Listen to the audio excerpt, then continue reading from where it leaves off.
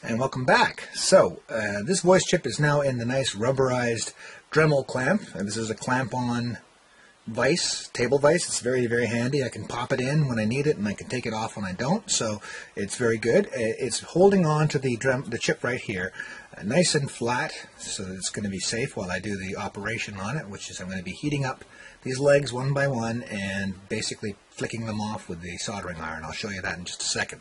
Once those pads have been cleared, I'm going to be installing these. I've got 5 of these standing by. Basically, it's a single inline header to the right length, and then I just took a pair of tweezers pliers, took a pair of pliers and pulled the tooth out of the second last one, and that basically gives us the inline legs that will fit right on the chip when it's done. So here we go. I might do this time lapse or I might not. We'll just see how it goes. So I'll just start by grabbing the soldering iron here, and I have this set up incredibly precariously because the camera is right in there and I'm at it from a different angle, and I am hoping we can together produce a video that actually is informative. So I'm just coming at it from over here with my magnifier on. I'm going to touch the first pad, and it's going to start bubbling. The leg gets loose, and I flick it off.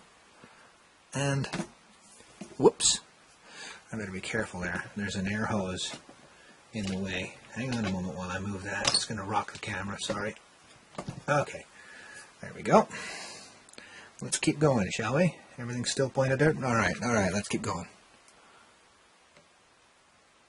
Second leg loose and off. And off. This is why it's really important to have all of that resin off, because if the resin isn't off,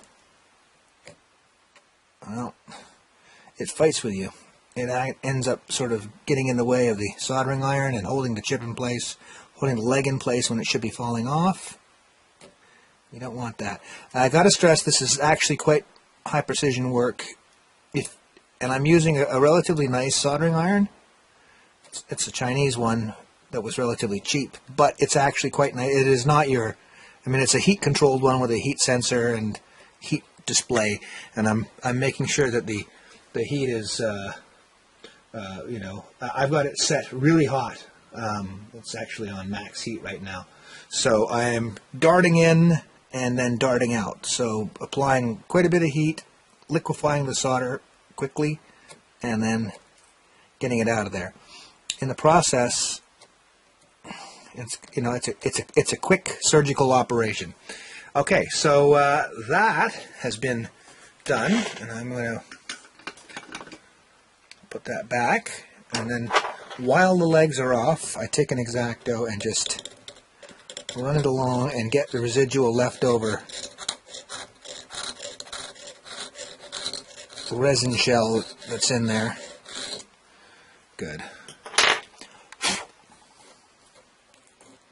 There we are. I've had, by the way, I've had people, you know, go, why don't you ever use an anti-static strap? That's bad tech. It is bad tech not to use an anti-static strap, but where I live, I'm like right on the ocean, and it's really, we got lots of moisture here, no dry air, and the whole thing about static shock is it's when it's very dry. That's when you actually have to worry about it. So there are days in the winter when it's really, really dry, or, you know, hot, dry summer, I might actually be worrying about that and grounding myself before I do any of this. But on a day like today, not worrying about it. And I'm sure we'll get fun stuff in the comments. Okay, so over that, but that's just the way I roll. All right, so here these guys are. They're clean now. And see if I can angle this more to give you a proper view of what it looks like. These are the pads themselves. Can you see that? Yeah, okay. We'll live with that. I'm going to move the light a little bit forward. Okay, so there's a bit more light on the subject now. All right. So I'm going to show you the techniques. This is the Syntegrator techniques. And if you yourself are a synth tech person and you are thinking of trying this, you can use this as your guidebook. I'm okay with that because, to me, I'm not trying to make money doing this. And, I don't see this as me wrecking an industry for other techs by showing more people how to do it. The way I see this is the more Juno-106s that can be brought into active service, the better. And that's just my take on that. Okay, all right, so back to real life. What I do when I want to do these is I'm going to put a little bit of extra solder, and I'm using my thin solder wire. I have thin solder wire, which is actually, it's Chip Quick solder wire. It's not the Chip Quick material, but it's made by the Chip Quick company, or made for the Chip Quick company with their name on it. And it's really nice stuff. It's very, very fine, and it's perfect for this kind of work. And I'm taking a look here, and I'm seeing that my sponge is dry. My sponge is dry. With a dry sponge, that's not good. I'm going to have to go wet that sponge, and I'm going to stop the camera. I'll be right back. Alright, welcome back. So I now have a nice wet sponge, and a wet sponge is essential when you're soldering, because if you don't have a wet sponge, you don't have anywhere to wipe the tip when it starts getting dirty from burned accumulated flux, and then things go bad for you when you're trying to do future joints. So, okay, I'm just going to put a little blob of solder right here. Not a lot, just a little. Okay, now the reason that I do that is because now I actually have something to work with to tack this guy down. So I'm going to position it so that I can see that it lines up. And then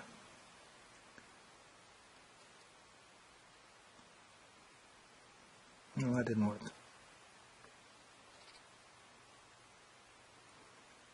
But that did. And that's almost perfect, but not quite. It's a little bit at an angle, and I don't want to put any undue stress or torsion on, or torque on these pads. So loosen it, and we'll melt it down again.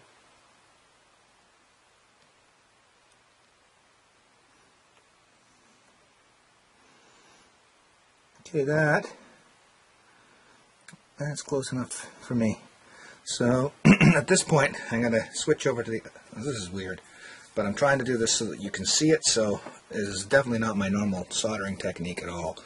I'm moving the soldering iron around the other way, and I'm going to do a left-hand solder on this one.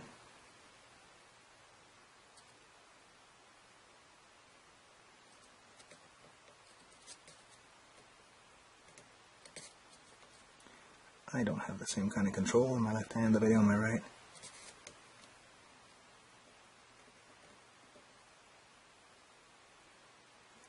Okay.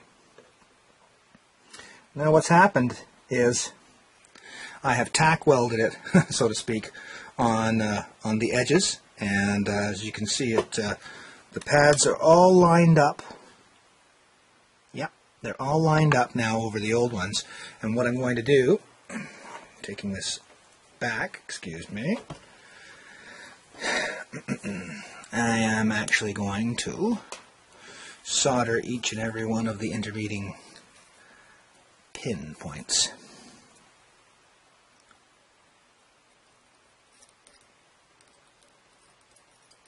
With a nice big blob.